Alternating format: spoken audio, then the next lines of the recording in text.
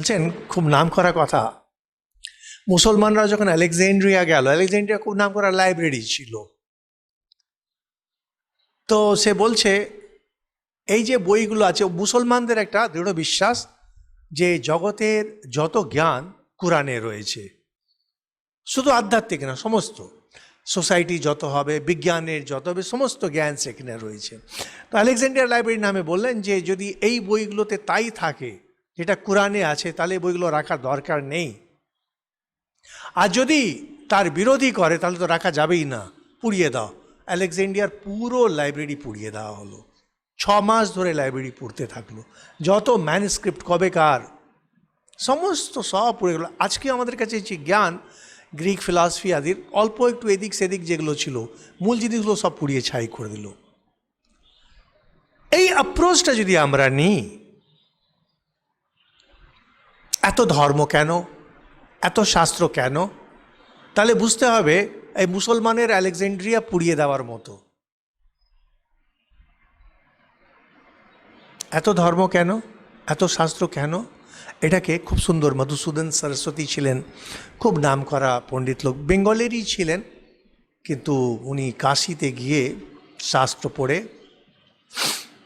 আচার্য শঙ্করের পরম্পরাকে অনেক এগিয়ে দিলেন। তো উনি বলছেন সবচেয়ে প্রথমে হয়, বলেন যে বিভিন্ন যে শাস্ত্র তার স্বরূপগুলো আলাদা হয়, তার যে যে জিনিসগুলো ওনারা ধরছেন সেই জিনিসগুলো পুরো আলাদা হয়, আর সাধনাগুলো আলাদা হয়।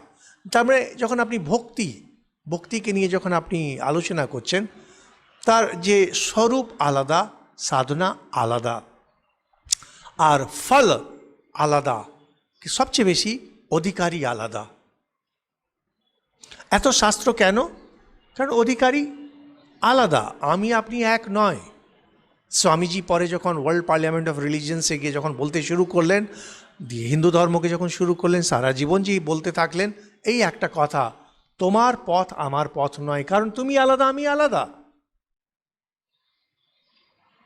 জ্ঞান পথের অধিকারী আলাদা, যোগ পথের অধিকারী আলাদা, ভক্তি পথের অধিকারী আলাদা। সেজন্য শাস্ত্রগুলো আলাদা হবে। শুধু ভক্তিপথ না, ভক্তিপথে আবার অনেকগুলো আছে যেখানে আমার সঙ্গে মন মিলবে, আপনার সঙ্গে মন মিলবে না, ফলে শাস্ত্র আলাদা হয়ে যাবে। আর সাধনা জিনিস যেটা হবে সেটা বর্ণাল, তন্ত্র মতে একরকম যাবে, যোগ মতে আরেক রকম যাবে, ভক্তি মতে আরেক রকম যাবে, তার যে ফল হবে সেগুলোও আলাদা হবে। আর বস্তু আসল জিনিসটা যেটা, সেটাতেও তফাৎ থাকবে। ফলে জ্ঞান আলাদা, ভক্তি আলাদা, যোগ আলাদা, শুধু এগুলো আলাদা না, তাদের যে শত শত যে শাখাগুলো রয়েছে এই কারণে এতগুলো আলাদা। তো বলছেন যে যখন আমরা জ্ঞান আর ভক্তিকে নিয়ে বলি, তাহলে ভক্তিতে মন যেন যাকে ভালোবাসে তাতে ডুবে যায় একেবারে পুরো। যেমন কৃষ্ণকে যিনি ভালোবাসেন, কৃষ্ণ প্রেমে ডুবে যান। জ্ঞানে এরকম হয় না। আর সবিকল্প সমাধি, নির্বিকল্প সমাধি যেভাবে আমরা জানি, ভক্তিটা হচ্ছে সবিকল্প, তার মানে আমিত্বের বোধটা থেকে যায়।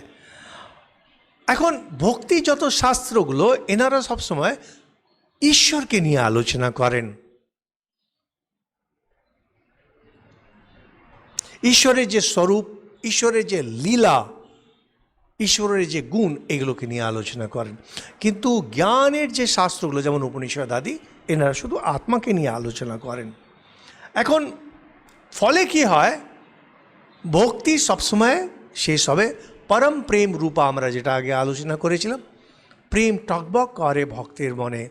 জ্ঞানীর ক্ষেত্রে ফল হচ্ছে অজ্ঞানের নাশ। এই জন্য এগুলো সব আলাদা হয়ে যায়। ভক্তের জন্যে ফল হলো ভালোবাসা, জ্ঞানীর জন্যে ফল হয় অজ্ঞানের নাশ। অজ্ঞানের নাশ হলে যা থাকে তাই থাকে।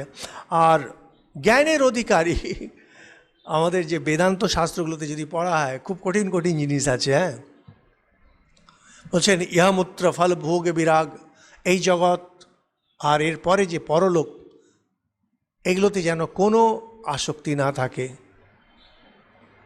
সমদম উপরতি তিতিক্ষা, এগুলো যেন পুরো নিজের উপরে থাকে, মানে নিজের ইন্দ্রিয়গুলো পুরো সংযমে যেন থাকে। এইভাবে অনেক কিছু বলছেন। ভক্তিতে বলেন যে এসো, অবাহিত দ্বার, সবারই জন্য দরজা খোলা, এসো, যে কেউ আসতে পারো। তোমার মধ্যে কাম ক্রোধ লোভ মোহ আছে, এসো, কোনো অসুবিধে নেই, ভক্তিতে আসতে পারো। জ্ঞান পথে এটা বলবে না, বলবে যে বেরিয়ে যাও, তোমাদের এখন হবে না। একজন বলবে যে আমার পড়াশোনা নেই, আমি পড়াশোনা জানি না, আমি জ্ঞান মার্গে যাও, হবে না, বেদ বেদান্ত তোমার পড়া চাই, নাহলে হবে না। ফলে কি হয়, জ্ঞান আর ভক্তি যদিও একই কথা ঠিক ঠিক বলেন, কিন্তু তফাৎ অনেক কিছু, অধিকারীর তফাৎ রয়েছে, সাধনার তফাৎ রয়েছে, ফলের তফাৎ রয়েছে। এখন কি হয়, যখন ওই ভক্তিটাকে পেয়ে যান তখন কি হয়, মত্তো ভবতি, ডুবে যায়। কেমন ডুবে যায় বলছেন, যে যেমন মাতালগুলো যেমন মদ খাওয়ার পরে ডুবে যায়, ভক্তি রসে ডুবলে ঠিক এরকম হয়। ঠাকুরেরও দেখবেন সমাধি অবস্থাতে যখন চলতেন টলতেন, সে মনে হচ্ছে না পা টলছে। কলকাতায় গেলে ঠাকুর বারণ করতেন, ওদের লোকে মনে করবে যে মাতাল, দিয়ে বলছেন যে কেমন মত্ত হয়ে যায়। ঠাকুর মৌমাছি বা ভ্রমরের উপমা দিচ্ছেন, যে মদ খাওয়ার পরে হয়ে যায় আর গুনগুন গুনগুন নিজের মতো করে। উপনিষদেও এটাকে বলেন মধু, মধু মধু মধু বলা হয় সেই আনন্দকে। তো বলছেন যখন মানুষ কোনো কিছু মদ খেয়ে নেয়, ভাং খেয়ে নেয়, মত্ত যখন হয়ে যায়, তখন তার ভেতরের অনেকগুলো জিনিস বেরোতে শুরু হয়ে যায়।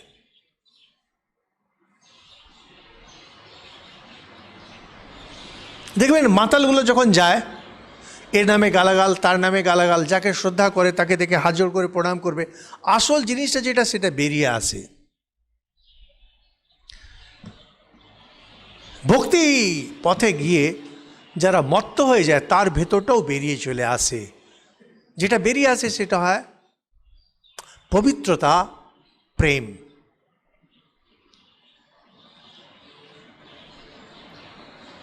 মদ খেয়ে মত্ত হয়ে আছে, ঈশ্বর প্রেমে মত্ত হয়ে আছে, সমান কি ভেতরের জিনিসগুলো বেরিয়ে চলে আসে।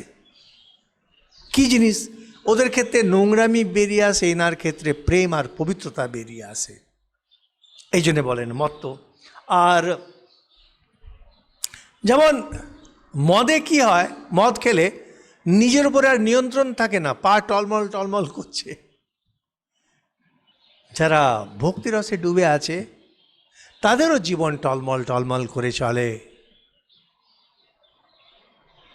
ভগবান নিজে তাকে চালান। অনেকে বলে, যারা মদ টদ খেয়ে আছে বলে এটা তুমি বলছো না, তোমার নেশা বলছে। যাদের টাকা পয়সা হয়েছে নতুন বলছে তুমি বলছো না, তোমার টাকা বলছে তোমাকে, মানে আর অন্য কেউ বলাচ্ছে। ভক্তের ক্ষেত্রে ভগবান তাকে দিয়ে সব কিছু করান। সেই জন্য বলেন যে মত্ত। ঠাকুরও ভক্তের কথা ঠিক এভাবে বলছেন, যে যেমন যে বলা হলো ভ্রমর যেমন মধু পান করে গুনগুন গুনগুন করছে, তারপর বলছে স্তব্ধ ভবতি, মত্ত ভবতি স্তব্ধ ভবতি। তো বলছেন ওই যে আগে আমরা বললাম ধর্ম অধর্মের পারে চলে যায়, এখন আমাদের জীবন চলে ধর্ম আর অধর্মকে নিয়ে। অধর্ম থেকে আমরা দূরে থাকি, ধর্মে আমরা চেষ্টা করি ধর্মে ডুবে থাকার জন্যে, কিন্তু এনারা ধর্ম পালন করেন না, অধর্ম থেকে দূরে যান না, মানে কোনোটারই দাম নেই। এটা একটু আগে আমরা বড় ব্যাখ্যা করেছিলাম। ফলে মনে হয় যেন ইনি স্তব্ধ। স্তব্ধ শব্দটা ভালো শব্দ নয়। স্তব্ধ মানে হয় যার বিবেক নেই। তো এনাকে দেখে মনে হয় যেন বিবেক নেই, কিন্তু বিবেক পুরো রয়েছে। ভগবানে এমন ডুবে রয়েছে যে ভালোটাও দেখছে ভগবান, মন্দটাকেও দেখছেন ভগবান। আর ফলে কি হয়, ও কোনো কিছু ওনার করার কিছু দম থাকে না। যে একটু আগে যেটা বলা হলো নোৎসাহী ভবতি, কোনো কিছুতে তার উৎসাহ থাকে না, সেই জন্য স্তব্ধ। আর অল্প একটু আমরা যা দেখি যে তিনি করছেন, সেটা ঈশ্বরই তার মাঝখান দিয়ে করান। কিন্তু সবচেয়ে নাম করা কথা হচ্ছে আত্মা রামো ভবতি। এটা না, যারা ভক্তিশাস্ত্র নিয়ে যাদের একটু ইন্টারেস্ট আছে, এই শব্দটা সবসময় মনে রাখবেন, আত্মা রামো ভবতি। যে কোনো ভক্ত তার কি হয়, আত্মারাম হয়ে যায়। যারা গীতা একটু পড়েছেন, 2য় অধ্যায়ে যখন স্থিতপ্রজ্ঞা লক্ষণের কথা বলছেন, যে কেমন থাকে যিনি যার আত্মজ্ঞান হয়েছে, সেখানে যে বর্ণনা, স্থিতপ্রজ্ঞের যে বর্ণনা, সেটা আত্মারামের বর্ণনা, মানে নিজের ভেতরেই রমণ করেন।